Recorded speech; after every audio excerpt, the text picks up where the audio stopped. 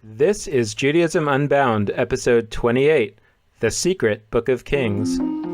Welcome back, everyone. I'm Dan Libenson. And I'm Lex Rofes. And we're here today following up on last week's interview with Professor Richard Elliott Friedman, the author of Who Wrote the Bible, where we started to look at the Bible as, I would say, the fundamental, the earliest, the most consequential work of Jewish art that there's ever been, arguably. Today we're continuing on that track by looking at a piece of contemporary art that itself looks at the Bible. And that's a book called The Secret Book of Kings, which I've been very involved in bringing to publication and which we've been involved in getting the word out about. There's a website, www.secretbookofkings.com, that I think you can find a lot of interesting information about the book there. And today's episode is somewhat unusual for a couple of reasons relating to that book. Number one is that the episode is being released a few days early, and that's because the book is being published today. So we thought that it would be great if people could just download the book on Kindle if they were so inclined right after listening to this episode. So we wanted to release it early. And the second reason is that today Lex is going to be taking over sole duties of interviewing. And the reason for that is that the person he's going to be interviewing is me, because I was very involved, and I've been very involved for the last 3 years or so in bringing this book to publication in English and for American audiences. And we wanted to have a chance to discuss why I thought that book was important and why we've gotten involved with it as an organization. And in many ways, we really see this as a major project of Judaism Unbound, that we're able to bring this book to English-speaking audiences. And we're really excited to be able to talk a little bit about it today. And we're super excited. I'm super excited that after 3 years of hard work, it's finally being published today. So, Lex, I would like to turn things over to you. All right. So imagine me as your Dan, and imagine Dan as your guest as we play some role reversal here on Judaism Unbound. Just to clarify, Dan didn't mention this, but the author of the book is named Yochi Brandes and has written a number of other books that have been successful in Israel, and which, who knows, one day could hopefully be translated into English as well. And we should note that the reason why she's not a guest on our show today is because she doesn't really speak English. Exactly. So we are doing our best to be ambassadors of the Secret Book of Kings, of, as Dan mentioned, in Hebrew, the third book of Kings into the English language. So, Dan, welcome to the show. Thanks, Lex. It's great to be here. All right. So I guess to start off, I'm curious if you could just walk us through what the book is about. I mean, we have a sense that it relates in general to the biblical books of Kings, but what's the Secret Book of Kings all about? Yeah, well, first I wanted to mention, by the way, I'm a big fan of the show, so it's a real thrill to be on.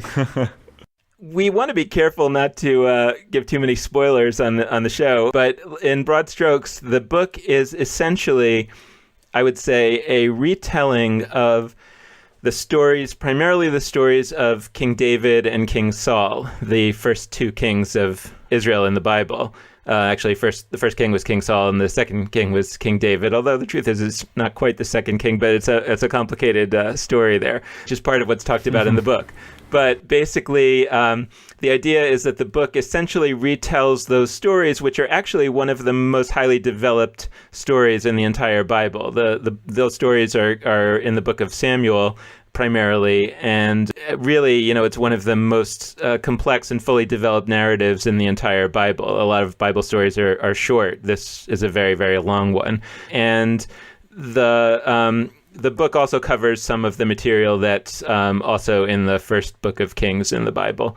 And by implication, it impacts the entire way that we look at the Bible. And I think that this really connects a lot to our conversation last week with Richard Elliott Friedman, because in order to really sort of fully understand what this book is doing, you should understand that the Bible is essentially written from the perspective of the House of David as the sort of, and the southern kingdom of Judah, right? That the Bible, most of the Bible, the way that Richard Elliott Friedman talks about who wrote it and when and why, was written after the northern kingdom was destroyed by the Assyrians in 722 BCE. So really, in a way, the Bible is a paradigmatic story of the victors write history, right? The survivors, in this case, write history. And so the Bible is very much written from and takes the perspective of the southern kingdom of Judah, to some extent at the expense of the northern kingdom of Israel, which is often written about as having, quote, done evil in the sight of God. And, all sorts of other kind of negative things are said about the northern kingdom. And in a sense, this book is coming in to take the reverse perspective and to say, what if the house of Saul wrote the story? What if the northern kingdom was the place where the stories were written? And that's not quite what the book is about, but that's essentially a lens through which you can see it. And I think that's really exciting and really interesting. And I think that it does a couple of things. One is that it really shows what we mean when we talk about the Bible as a work of art, right? With a perspective, with a reason for having been created, with an artistic purpose, a political purpose, and what if those purposes were different? And what if the Bible was narrated by different narrators? How would they see the same stories in a different way? Great. So what was the process that led you to a place where you wanted to help bring this to the United States? I mean, there are lots of works of Israeli literature that succeed in the Israeli marketplace and that could conceivably be translated into English. What is it about this particular book that you think has the potential to really be interesting and compelling for Americans as well as Israelis who have already read it? Well, I'll start with a story about how it sort of came to be that I decided that I want to do this. Really, I think it was about 3 years ago or so, and it was really at the beginning of some of the work which has ultimately translated itself into our podcast as our initial, or one of our initial pieces that we're putting out into the world. And actually, I sort of see this book in a way as the second major piece that we're putting out into the world. And what was going on was that I was thinking really hard about what Jewish innovation would look like. And I was thinking about, how could we even be more serious about it? What would we need? What would be the philosophy behind a really serious set of innovations or a completely different approach to Judaism? And one of the pieces that was dominant in my thinking was that people don't have a sense of authenticity about that. They kind of don't think that you're allowed to play with Judaism. And as I was thinking about that, I felt like, well, we need a new mythology, right? We need a new way to tell our old stories that would show that we really do have a tradition, which I believed and continue to believe that we actually do have this tradition of really playing around with the material a lot, but somehow we have a story that we've told ourselves over the last few thousand years that's not what we do, that we actually have great fidelity to this, exact way of thinking and doing for so many years. And I had a conversation with my sister where I said to her, wouldn't it be great if somebody wrote a novel about the northern kingdom of Israel? And that in that novel, the northern kingdom would be seen as the good kingdom and the one that really generated a lot of the core ideas of Judaism, and that was accidentally, was destroyed by the Assyrians, not because they did evil in the sight of God, but because they were closer to Assyria. And so they were the first to go, right? And something like that. And that story could really be told because, I think that story is really there. And my sister said to me, my sister lives in Israel, and she said, there actually is such a novel. It just came out pretty recently, and it was a huge bestseller here in Israel, and it's called Malachim Gimel, the third book of Kings. And so I read it. So I thought it was a really incredible book, told a really compelling story, really did get at that point that I was trying to make, that there are suppressed strains of the Jewish story, whether they're suppressed intentionally for political reasons or suppressed simply because they weren't the ones that survived, but not because that they were bad. We actually, it's funny, it makes a connection to the funding question that we talked about relating to Moshe House a few weeks ago, where we said, just because something is a great idea doesn't necessarily mean it's going to also figure out all of its funding. And if its funding doesn't work out, then you're going to think it wasn't a great idea or it didn't make it or whatever because of the idea. But there's all kinds of random circumstances that cause that. And so in this case, we have this really strong part of Judaism that was lost in the destruction of the Northern Kingdom, almost 3,000 years ago. But yet, I think that strain has not been lost, that it actually has played a role over that entire 3,000-year period. And in different times, it becomes more dominant, and in different times, it becomes more forgotten. So I read the book myself, and once again, without spoiling, I really was struck by the success with which Brandes gives us a really coherent, thoughtful narrative from a perspective that is just so drastically different from what the Bible does. And for folks that are trying to envision what that is, we can't explain too much, because once again, we're not giving away all of the details of what happens. But I think it actually reminded me in certain ways of the Red Tent, which is also from St. Martin's Press, by the way, and which does a really interesting and important thing by elevating the voices of some of the women in the stories that we otherwise think of as the story of Jacob, the story of Simeon and Levi as they sack the city of Shechem, et cetera, and elevating the voices of, say, Dinah and even Leah and Rachel, et cetera. And I think that we've seen how incredible an impact that book made in the U.S. And I really do think it's possible that this could do the same thing. And most importantly, because there have been now multiple of these accounts that are telling stories of the Bible from different perspectives. I'm curious if this could conceivably lead to an entire new way of approaching the text of the Bible, where it's not that we accept what's there as the capital T truth, even if we don't accept it as historically true, but as like the correct Jewish narrative, and other ones are, interesting thoughts, but separate.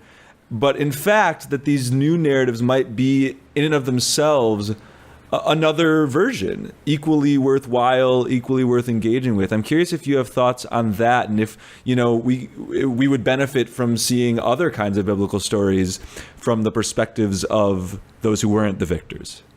I think that the power of art to shape thinking is enormous, and I would say something that we are insufficiently attentive to in the Jewish world today, at least. And I think for me, the first way to understand the Bible is as the piece of art that shaped the Jewish future.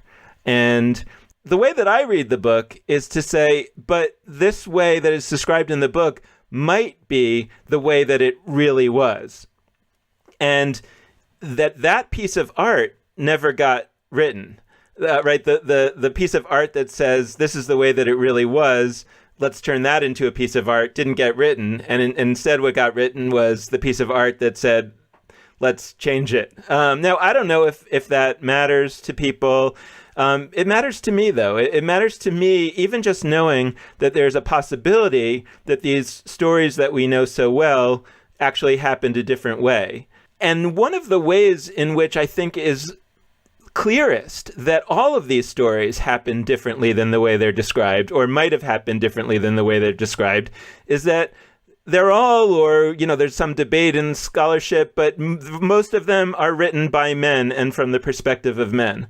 And so even just the fact that the stories actually happened to women and men, and might have been seen by women at the time in a different way. And if women had been in the powerful roles to shape the way society was going to see these stories and act on these stories, they may have told those stories very differently. They might have had a very different perspective, a very different sense of what happened, who was right, who was wrong, where things should have gone. And all of that has been lost or suppressed or incorporated in some way into the story that men told, but not necessarily incorporated in the way that women would have told it and used it. So even just to go back and recapture, even if it's essentially made up and it's fiction, a woman's perspective on these stories, for me, is very powerful. And I think that's also what's going on in the Red Tent. And that's one reason why, for me, these books are quite related in an important way.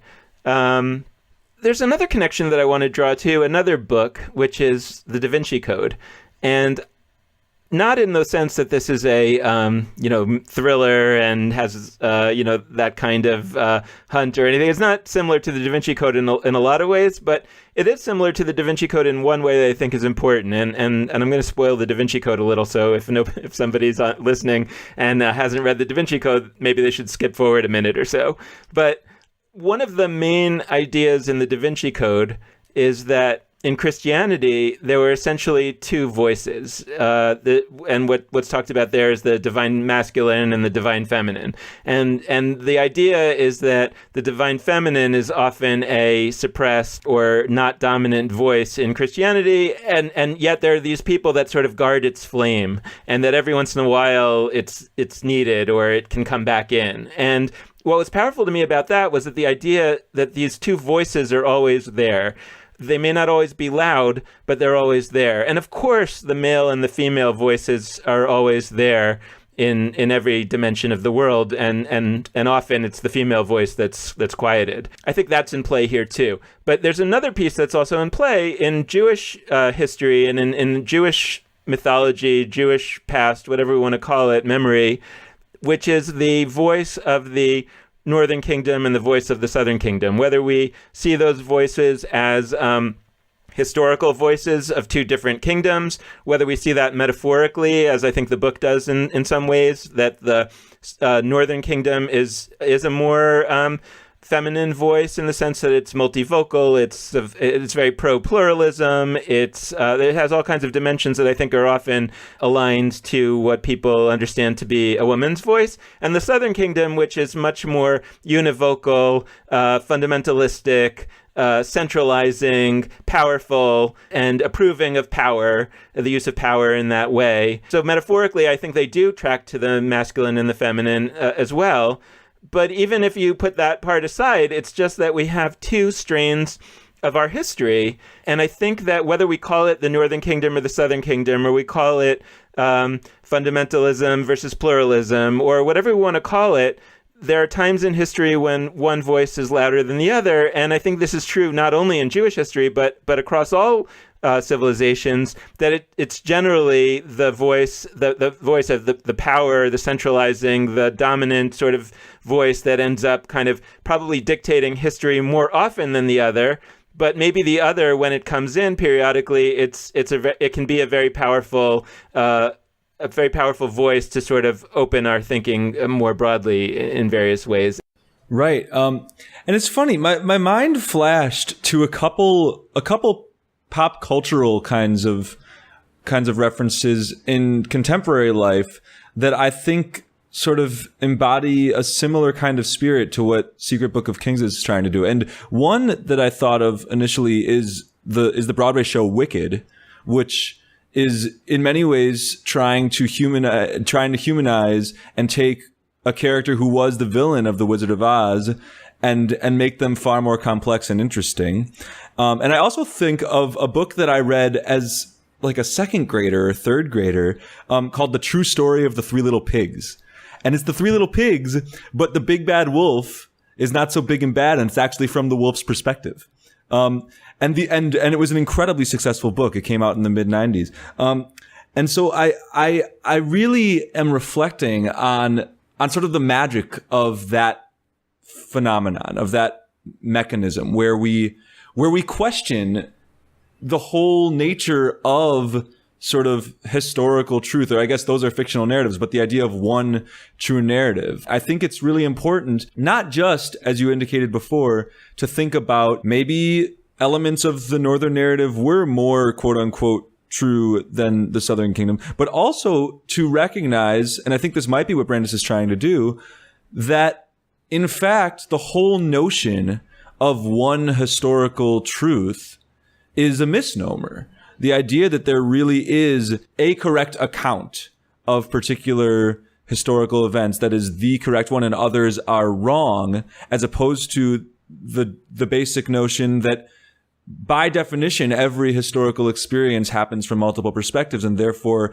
has a variety of different true accounts. I think we should wrestle with that question, and I think she opens us up to it in a really important new way. Yeah, I think that what you're saying is absolutely right. And one piece of it is that that's the power of a novel over, any other kind of shorter writing, including the Bible, is that you're able to get a rich characterization too. And so it's not like in this novel it's so simplistic where, Saul is the good guy and David is the bad guy. I think she's drawing complex characters out of these people. And like all people, they have good qualities and bad qualities, and sometimes even a good quality may be good from a moral standpoint, but it's bad from a tactical standpoint, and it ultimately leads to characters' downfalls that they're, for example, too good. Really, you're right. I mean, even if this novel and any novel about Jewish historical periods or mythological periods, even if all it did was to kind of nuance the stories that are being told and help us to understand that the characters are real human beings, or at the very least, even if they're fictional stories, that we are real human beings and we have to relate to these stories and learn from them. Absolutely. And I just wanted to hone in on another element of the book that I thought was a huge strength, which is that a lot of the major characters are folks who are mentioned in the Bible, but maybe only once or just very briefly, and have almost no detail about them. But what this book does is it elevates them and brings them into the story in a way that you figure they must have been. I mean, there were thousands of people and in this society, and only a select few were mentioned at all. So you figure if somebody was mentioned, they probably were an important figure one way or another. And this book takes that and really deepens these personalities in a way that I think is so thoughtful. And once again, it's not that I have any thought that how Secret Book of Kings expands on them is what they really were. We have no way of knowing. But I think that the value in that is so tangible to take folks that otherwise would just be names in a list in a section of Chronicles or Kings or whatever, and make them real personalities. I'm curious if you shared that thought that was sort of a unique element of this book. Yeah, for sure. And I think just to be clear, we're talking about some major characters in the book. But what's interesting to me is that these major characters in the book, it's not like they're just people on a list that she discovered the name on a list and made a story out of them. They're characters who in the Bible, a few choice words are said about, often negative.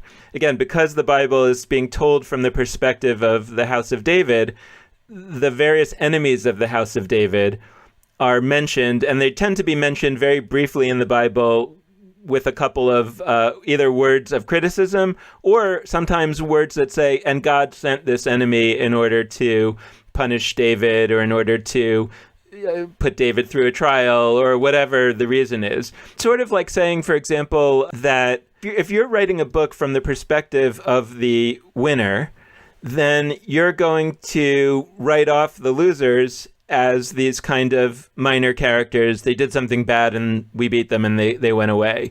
And like you were talking about with Wicked, it's really fascinating to think about that story told from the perspective of the loser, who doesn't actually think that he's wicked and, was doing something bad. He actually had a reason for doing what he was doing. And to kind of get into that in a deep way and understand that is just a fascinating endeavor. And so I think that these minor characters that she's turned into major characters are actually developed really correctly to the viewpoint that they must have understood themselves to be doing what they were doing for good reasons.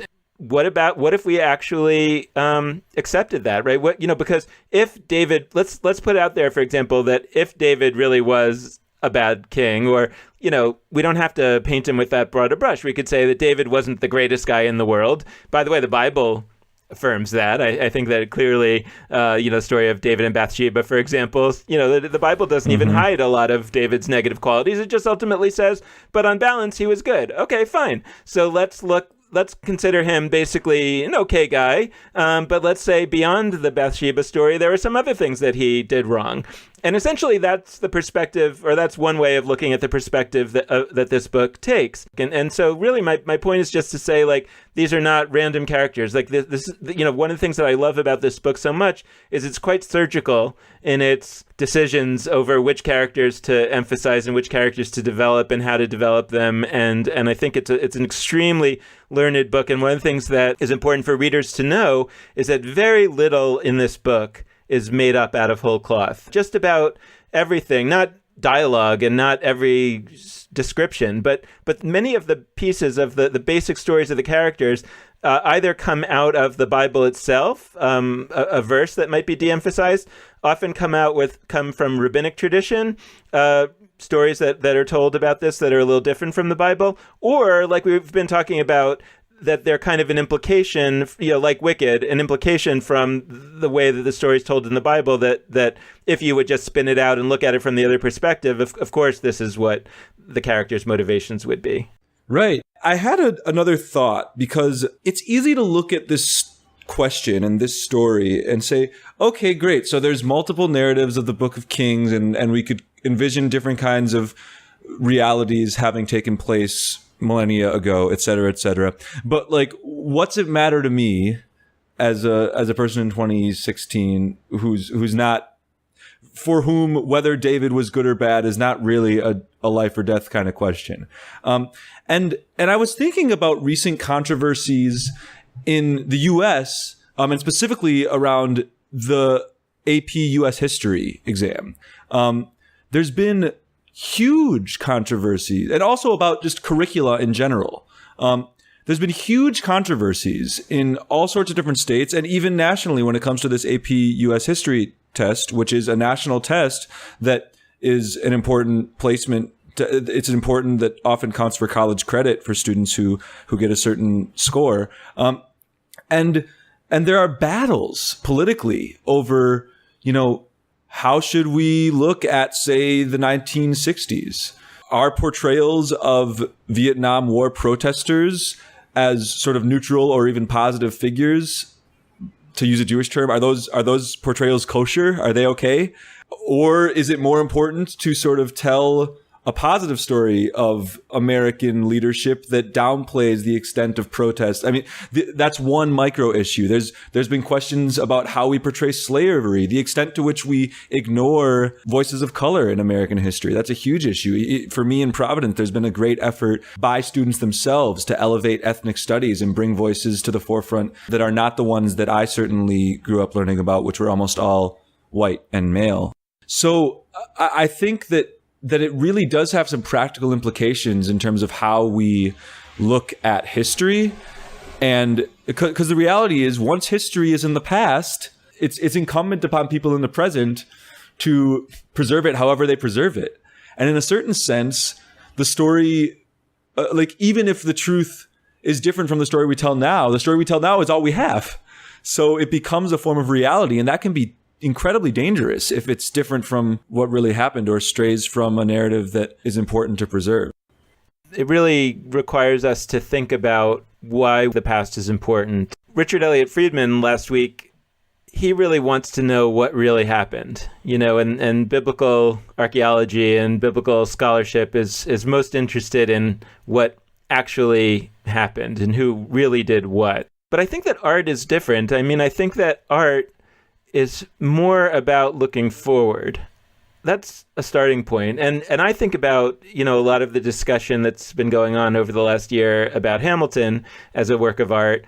And sometimes there's criticism of Hamilton in various ways that talk about its portrayal of history as wrong, or is it like whitewashing, so to speak, people who owned slaves to have them played by African-American characters. But what I really think is most interesting about a work of art like Hamilton is almost that it resets history as beginning in 2015, right? And it's resetting the mythic foundation of the history that starts in 2015 based on this story. Because Hamilton, the musical, may well become the story that people know in a much deeper way than the real story of the founding. And the question can arise, well, but what if that's different from the way that it really was? But I want to say a couple of things. Number one is that I think that the story that we have in the Bible is different from the way that it really was. So already we're starting with a story as our foundation and not a history as our foundation. Now, some of us will find it interesting to then go back and imagine what the history might have been. I certainly find that interesting and fascinating. And I love the idea of thinking about what the history might have been and trying to find signs of what the history might have been from the story and from the text. But at the end of the day, to some extent, you have to admit that that's going to be largely speculative and a form of fiction in its own right. And the story that we need may be a different story from the story that we've received. And if you believe that the story that we've received is a historical retelling that is kind of has total fidelity to what actually happened, then you would say, oh, that's deeply problematic. We can't do that. But if you believe that the story that we've received was a story that was put together in its own time to serve a political purpose or a social purpose, then why can't we do that again today to serve our purposes? And one of the things that I'm trying to combat against in a way is that I feel like a lot of people who want to get creative with the Jewish material are often told by the people that are most, ensconced in the existing world of Jewish practice, of Jewish life, that what you're doing is wrong, it's not allowed, it's not authentic, it doesn't have fidelity to our past, whatever. And I think it's so important for people to be able to say, number one, what you're doing, you people that are involved in the way things have been for a while, what you're doing is wonderful, right? You should be allowed to do that. We're not saying you can't, but it doesn't actually have any more fidelity to the reality and to the true history than what we're doing. So let's go all the way back to what we can all acknowledge are some of our oldest, most ancient stories, and I can show you how some of the things that you believe most strongly are really in question. And if that's the case, then you can't say to me that what I'm trying to do lacks fidelity to the past. And so one small example of a story in the book that I think is dramatic, even though it doesn't necessarily mean all that much, and I don't think it's too much of a spoiler to talk about it, is the story that comes out of the story of David killing Goliath. And the Bible talks about how David killed Goliath with, a stone and a slingshot, and the small David was able to bring down this huge Goliath. And, that's a major story in the Jewish tradition. Now, in the book, one of the things that happens is that there's some question about who killed Goliath. And there is another claim made in the book that a different guy killed Goliath. Now, I think a casual reader of this book might say, she just made that up. Where did that come from? But it comes from an explicit verse in the book of 2 Samuel that says that Elchanan, a guy named Elchanan, killed Goliath. And it's the same Goliath, because they say that Goliath from Gath. So it's the same guy. The Bible has two different characters that are said to have killed him. One is David and the other is Elchanan. And what's the true story? The bottom line is that we don't know. First of all, we don't know if the story is true at all. But second of all, even within the Bible itself, it doesn't make clear who the Bible thinks actually killed Goliath. So there's all kinds of stories that can come out of that. One is it was really Elchanan, but David took credit for it. It could be that they were working together. It could be, that there was a scribal error, and actually, some of the English translations mistranslate the line about Elchanan and add in that he killed the brother of Goliath, but that is in no way in the Hebrew text. And so there are all kinds of, there's midrashes that can be told, and there's all kinds of things that can be kind of struggled with about this. But that's an example, and we talked about, with Richard Elliott Friedman last week, that this is common in the Bible, that these stories are told in different ways, twice. And the Bible doesn't necessarily see a problem with putting out both contradictory stories. And actually, that puts out one last idea that I kind of wanted to put out there about our tradition, which is that I think that most Jews who know about the Talmud kind of see as a point of pride about the Talmud that it preserves the minority opinion, and that the Talmud isn't just a law book that says do this, do this, do this, do this. The Talmud records the various conversations, the various arguments that the rabbis had about the right thing to do. Generally doesn't say in the Talmud which is the winner. It's often implied that it's clear that this is the way that we're going to go forward, but it always, kind of preserves the minority opinion, and Jews tend to be very proud of that. Well, I think that is not an invention of the Talmud. That is a tradition that the rabbis inherited because the Bible preserves those conflicting stories. And the Bible doesn't see this need to say, oh, this is the most authentic and this is not. The Bible will just put them right next to each other. And so what I would say to folks who say, the Bible is definitive and, what you're trying to suggest isn't authentic and isn't right, is like, read the Bible a little closer. So you got me thinking about, so you mentioned Midrash, and I've explored Midrash a little bit, and one piece that's on occasion frustrated me about it, and on occasion actually been a good thing, if you ask me, is that most of the classical Midrashim that I'm familiar with, at least, they seem to be doing their very best to make the text make sense and to take us from a place of confusion to a place of settledness, contentness. And more than that, it's meant to elevate those who the text seems to see as positive characters, even if they have some flaws in the original text, and denigrate those who are negative characters. And sort of, in doing so, create this bipolar situation where the good characters are extra good and the bad characters are extra bad. I've always struggled with that because I do love complexity, and it made me think of a sentence I read recently in an article on Lilith.org, Lilith magazine, that I really think is one of the most important sentences I've read in a long time. The article was by Amelia Dornbush, and it says, "I've come to see Judaism as a relationship with, rather than adherence to, a given set of texts, religious practices, histories, etc., etc." And I think what we're basically getting at is the second you depart from a paradigm where what's most important is to adhere to the rules of the Bible, even the stories of the Bible, the positive characters, the negative characters, etc. Once that's not the point and all that matters is having a relationship with those texts, then a retelling of the story of David and Saul from a perspective that totally reverses who you think is good and bad in a variety of ways is actually not heretical. It's not problematic from a standpoint of Judaism as relationship with. It's only problematic from a standpoint of Judaism as adherence to.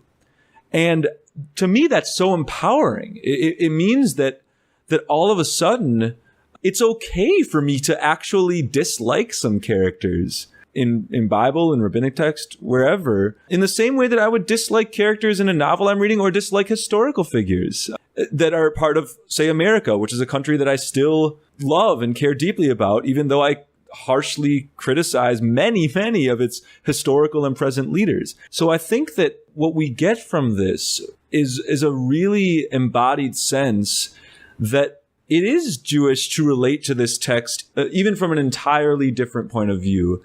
And that maybe that's even the whole point. Maybe the whole point is for us to do just that and think about what our relationship is, forgetting what the text's biases are, what Yochi Brandes' biases are, what anybody, like figuring out where we are in this whole question.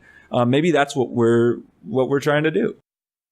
Yeah, I think it's a really great perspective and a great point. I mean, and it makes me more sad than anything else to imagine even a different reading. It makes me sad to imagine that those of us who sit here in America in the 21st century and, we can all identify the flaws of leaders who we like, and we can probably identify some virtues of the leaders who we don't like. But, humans have been humans forever. In the scheme of evolution, humans have not been around for very long. And I think that, by the way, in my view, that's one of the reasons why I think ancient wisdom is worthwhile, because ancient wisdom really isn't all that ancient in terms of the length of the human story. And I think that human beings have been the same more or less for a long time. And I think that wise people 3,000 years ago understood human beings just as deeply as wise people do today, and maybe even more deeply for various reasons. So I think that to imagine that human beings sitting around in 3,000 years ago looking at King David wouldn't have seen him as a complex person who, maybe on balance I'm pro David, but I can certainly see all of his flaws. Why should that have been any different from the way that people look at Barack Obama that way, and vice versa? So I think that then when we have a way of looking at these stories from our time where we're supposed to see these characters as largely simple characters who are either good or bad and, may have went wrong once or twice, like with David and Bathsheba, but that was like their only mistake that they ever made, when that's not even the story that the Bible is really telling. It just seems like we're tragically missing the point. And like you say, I think that the point is something like we have this multivocal tradition that we are continuing to build on, and we should be building a multivocal tradition on top of that multivocal tradition. Or at the very least, we have a multivocal tradition that gives us all different points of connection to it, that some of which will speak to different people at different times. It's funny. You said a sentence. You mentioned give us all different points of connection, and my ears heard it initially as give a Saul different points of connection, which I just thought was maybe a funny little English drosh. I don't know, but interesting. As we wrap up, is there anything else about the book that you wanted to make sure that our listeners know about as they consider hopefully going ahead and purchasing it or getting it for their Kindle? Yeah, I would say this about both books that we've talked about in the last 2 weeks, Who Wrote the Bible and The Secret Book of Kings. I think that both of them, you can sit down and read them and have a wonderful experience, and they're worth reading in their own right. But both books are so vastly more enriched if you read them and you get really interested in the material, and then you go and you really start to read the Bible and to see, I want to see these things that are being talked about in context. And, I want to understand, and I want to start to take an interest in this and delve deeply into it. And I'm not talking about, becoming a biblical scholar. I'm talking about, going to audible.com and downloading a course on the Bible or something. And so then start looking at the strands and start making connections like you were making to Wicked and, I was making to Hamilton. I mean, I think there's so many ways in which we essentially accept this point of view for just about everything else in our lives, whether that's America or our profession or whatever, where we accept and understand that there's a lot of possibilities, that there's a room for tremendous creativity, that there's also respect for what comes in the past, but also that there's a role for originality. I think of the values of academia and the university, which are both scholarship and deep understanding of what else has come before us, and originality. You can't get tenure without both of them. If you're not making an original contribution, you don't get tenure in academia. And I think that's largely true in most professions that are being done at a high level. And so I think that so many of our listeners are people who embody these values in themselves and yet have been told a story about how that's not the right attitude that we're supposed to come at Judaism with and at our materials with. And so I really think that for me, with Who Wrote the Bible 30 years ago and with The Secret Book of Kings just in the last few years, like those bookend for me this experience that I've had of saying, that something that I grew up seeing in a certain way, and when I rejected that way, would have walked away from altogether and said, okay, I guess it's just not relevant for us,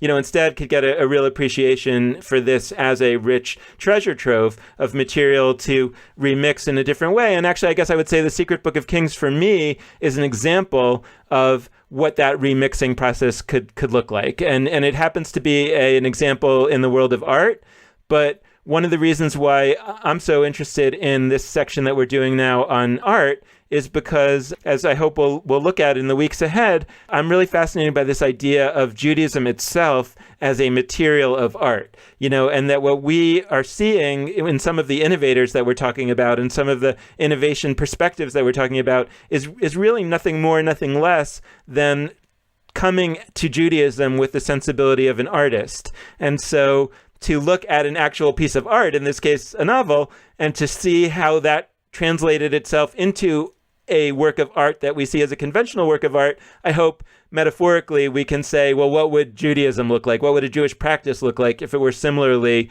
remixed and transformed in the way that Yochi Brandes has done with the stories of the books of Samuel and Kings? Wow. Well, thank you, Dan, for coming on to the show. It's been an honor having you. Great to be here. Well, thanks for having me. And as always, we want to close out our show by letting you know the various ways that you can be in touch with us. And to start out, you can always head to our Facebook page, Judaism Unbound. You can check out our website, JudaismUnbound.com. And last but not least, you can always email us at dan@nextjewishfuture.org and lex@nextjewishfuture.org. And this episode, we want to remind you that The Secret Book of Kings by Yochi Brandes, with assistance translating from our very own Dan Libenson, is available from St. Martin's Press. You can find it on Amazon, but you can also find it by going to the official website, secretbookofkings.com. So we encourage you to go ahead and do that. Please let us know what you think of the book and what you think of our podcast in general. And with that, this has been Judaism Unbound.